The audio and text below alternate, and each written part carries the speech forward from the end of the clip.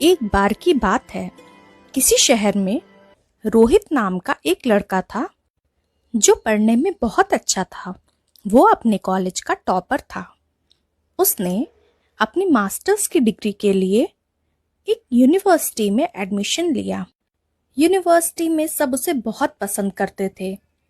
उसी कॉलेज में कृति नाम की एक लड़की ने एडमिशन लिया। कृति ने मिड सेशन में एडमिशन लिया था, इसलिए उसके सिलेबस की कुछ चीज़ें इनकम्प्लीट थी, जिसको लेकर के कृति बहुत परेशान थी। कृति रोज़ कॉलेज जाती और लोगों से उसकी हेल्प के लिए बातें करती थी। एक दिन कृति एक लड़की से बात कर रही थी। रिया, प्लीज़ मेरी हेल्प कर दो, मेरे सिलेबस की कुछ चीज़ें इनकम्प्लीट है, मेरा काम पूरा करा दो।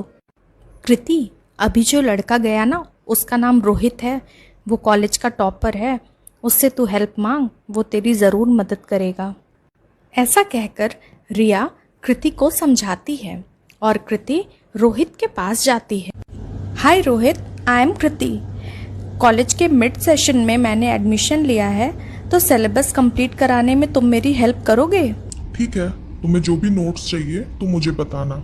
इस तरह धीरे धीरे रोहित और कृति बेस्ट फ्रेंड बन जाते हैं। एक दिन कृति रोहित से कहती है, रोहित, एग्ज़ाम आने वाले हैं, क्या तुम पढ़ाई में मेरी हेल्प करोगे? रोहित कहता है, ठीक है कृति, जब तुम्हें ठीक लगे तो मुझे बताना, हम एग्जाम की प्रिपरेशन साथ में कर लेंगे। फिर एक दिन कृति रोहित को अपने साथ अपने घर ले जाती है।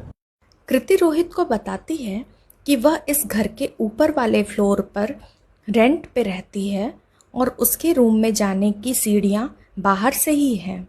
अब रोज़ रोहित कृति के घर आता और दोनों साथ में पढ़ाई करते। इस तरह से दोनों के एग्ज़ाम हुए और दोनों के ही पेपर बहुत अच्छे गए। रिज़ल्ट आने पर जब रोहित को पता चलता है कि उसने फिर से कॉलेज में टॉप किया है और सेकंड टॉपर कृति है, तो वो बहुत खुश होता है। वो सीधा कृति के घर जाता है और कहता है, मैनी कॉन्ग्रेचुलेशंस कृति, हम दोनों ने कॉलेज में टॉप किया है। फर्स्ट टॉपर मैं हूँ और सेकंड टॉपर तुम। बधाई हो कृति, बधाई हो। कृति उससे कहती है, thank you so much Rohit, आज तुम्हारी वजह से मेरी लाइफ की सबसे बड़ी विश पूरी हो गई। Thank you so much Rohit. कुछ देर बातें करने के बाद रोहित वहाँ से चला जाता है। हॉस्टल वापस आने पर रोहित को कुछ देर बाद याद आता है कि वह अपना फ़ोन तो कृति के घर ही छोड़ आया। वह अपने एक दोस्त साहिल को बताता है, अरे यार साहिल, मुझे लगता है कि मैंने अपना फ़ोन कृति के घर ही छोड़ दिया। चलो कोई नहीं, मैं उसके घर जाता हूँ और अपना फ़ोन लेकर आता हूँ। कुछ देर बाद रोहित कृति के घर के पास पहुंच जाता है। वहां उसे एक औरत दिखाई देती है जो रोहित से पूछती है, तुम कौन हो बेटा, यहाँ किससे मिलने आए हो? रोहित उनसे कहता है, आंटी, मेरा नाम रोहित है। मैं आपके घर में जो ऊपर लड़की रेंट पे रहती है, मैं उसका फ्रेंड हूँ। मैं उससे मिलने आया हूँ। एक्चुअली मेरा फ़ोन उसके घर छूट गया है, मैं वही लेने आया हूँ। बेटा तुम किस लड़की की बात कर रहे हो? यहाँ तो कोई नहीं रहता। ये तो मेरा घर है और यहाँ ऊपर कोई लड़की नहीं रहती। ये कमरा तो बहुत पहले से बंद है बेटा।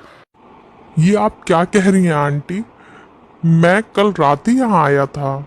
मेरा फ़ोन ऊपर छूट गया है, मैं बस उसे लेने आया हूँ। और आप कह रही हैं यहाँ कोई नहीं रहता? यहाँ रहती है कृति। कृति मेरी फ्रेंड है। रोहित की ये बातें सुनकर वो औरत बहुत हैरान हो जाती है और वो रोहित से पूछती है, क्या क्या कहा तुमने? क्या नाम लिया तुमने? कृति? लेकिन ये कैसे हो सकता है? कृति तो बहुत पहले मर गई है। वो मेरी बेटी है और वो ऊपर वाला कमरा उसी का कमरा है। वो कमरा तो सालों से बंद है बेटा, लगभग 4.5-5 साल हो गए मेरी बेटी को गुजरे हुए। लेकिन ये कैसे हो सकता है? और तुम कैसे जानते हो कृति के बारे में? ये क्या मजाक है आंटी? मैं बस अपना फ़ोन लेने यहाँ आया हूँ और मैं तो महीनों से यहाँ आता हूँ। कृति कॉलेज में पढ़ती है, यूनिवर्सिटी में। उसने एग्जाम दिए हैं और वो सेकंड टॉपर भी है। आप कैसे कह सकती हैं कि वो मर गई है? ये सब क्या चल रहा है? प्लीज आंटी, बस मुझे मेरा फोन ले लेने दीजिए और मैं फिर यहाँ से चला जाऊंगा। प्लीज आंटी, मुझे उस रूम में जाने दीजिए। रोहित के बार बार जिद करने पर वह औरत उसे उस ऊपर वाले कमरे में ले जाती है और वहाँ का नज़ारा देखकर रोहित के होश उड़ जाते हैं। ये देखो बेटा, ये कमरा तो सालों से बंद है। कृति के जाने के बाद से हमारा मन ही नहीं होता कि हम इस रूम में आए।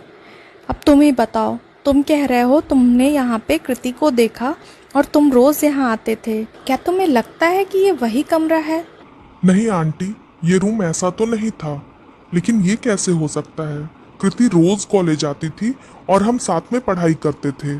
मैं खुद इस घर में न जाने कितनी बार आ चुका हूँ।